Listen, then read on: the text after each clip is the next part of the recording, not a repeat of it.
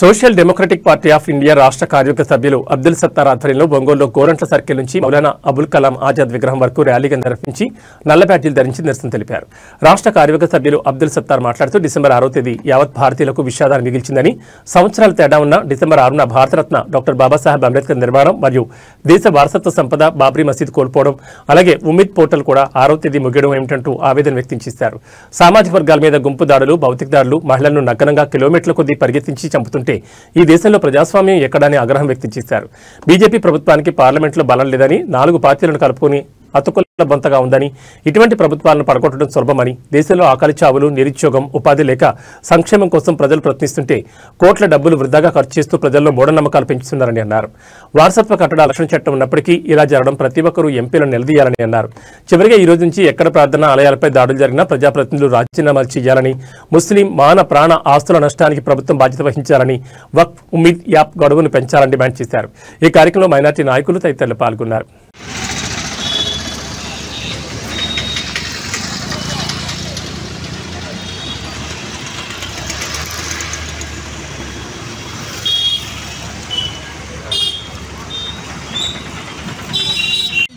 బాబ్రీ మసీదును సాధించుకుందాం బాబ్రీ మసీదును సాధించుకుందాం బాబ్రీ మసీదును కాపాడుకుందాం దేశ వారసత్వ సంపదను కాపాడుకుందాం దేశ వారసత్వ సంపదను కాపాడుకుందాం దేశ వారసత్వ సంపదను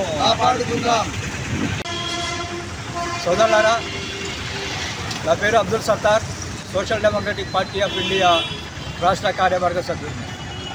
ఈరోజు భారతీయులకు తీవ్ర నిరాశ మిగిలింది. అందరూ సాగరంలో ఉన్నారు. అలాగే ప్రపంచ దేశాలకు కూడా డిసెంబర్ 6వ తేదీ చాలా విచారకరమైన రోజు. ఎందుకంటే సంవత్సరాలు వేరైనా డిసెంబర్ 6వ తేదీ మహామేధావి భారతరత్న బాబాసాహెబ్ అంబేద్కర్ నిర్యాణం చేసినటువంటి రోజు. అలాగే యాదృచ్ఛికంగా డిసెంబర్ 6, 1992న కొందరు మతోన్మాద మూకలు బాబ్రీ మసీదును పడగొట్టిన రోజు. ఈరోజు మనం గమనిస్తే బాబ్రీ మసీదు పడగొట్టి 33 సంవత్సరాలు అవుతున్నప్పటికీ ఈ రోజు వరకు కూడా దాని గురించి ఎటువంటి న్యాయం జరగలేదు. ఏ పాలకులు కూడా దాన్ని పునర్నిర్మించాలనే ఆలోచనే లేదు. ఈరోజు బీజేపీ ప్రభుత్వం అధికారంలోకి వచ్చినప్పటి నుంచి ఎక్కడ కూడా ప్రజా సంక్షేమం పట్టించుకోలేదు. ఎక్కడ చూసినా మత కలహాలు, మతోన్మాదాలు, ఉమ్మడి దాడులు, అలాగే ఒక జాతి మీద, ఒక సామాజిక వర్గం మీద దాడులు చేస్తూ వాళ్ళని నిర్దాక్షిణ్యంగా గృహాలు, ఇల్లు కూలగొడుతూ, మసీదులు కూలగొడుతూ వాళ్ళని దౌర్జన్యం చేస్తుంటే మనం ఎన్నుకున్న పాలకులు ఎవరు కూడా నోరెత్తకపోవడం ఆలోచిస్తుంటే మన భారతదేశంలో రాజ్యాంగం అమలు అవుతుందా లేదా అనే ఒక అనుమానం కలుగుతుంది.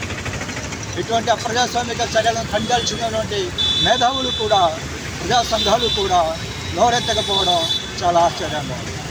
సోదరులారా, ఈరోజు మనకు మన పాలకులు సంక్షేమాన్ని వదిలేశారు, ఒక బానిస తత్వానికి అలవాటు చేస్తున్నారు. అటువంటి మతోన్మాదాన్ని మన రాష్ట్రంలో కూడా మన డిప్యూటీ ఉప ముఖ్యమంత్రి పవన్ కళ్యాణ్ గారు కూడా తీసుకుని వచ్చారు. ఇప్పుడు దేవాలయాల్లో ఎక్కడో కల్తీ జరిగితే ముస్లింలను దూషిస్తున్నారు. కాశ్మీర్లో ఉగ్రవాదులు దాడి జరిగితే ముస్లింలను ఉగ్రవాదులు అంటున్నారు. ఈ పాలకులే పౌరులను ఉగ్రవాదులు అంటుంటే ఈ పౌరులు ఎటుపోవాలి, ఈ ప్రజలు ఎటుపోవాలి? భారతదేశం మమ్మల్ని పౌరుడిగా గుర్తించి ఎలక్షన్ కార్డు కూడా ఇచ్చింది.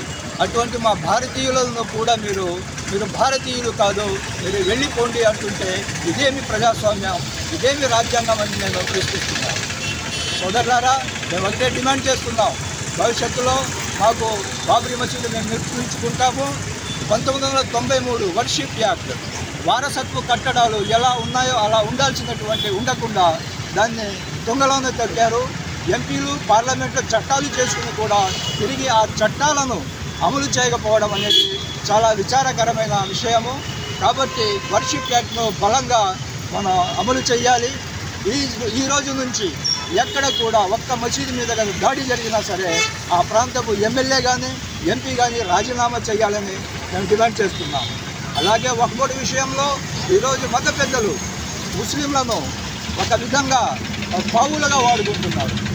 మైనార్టీ పర్సనల్ లా బోర్డు వాళ్ళు ఏం చెప్పారు?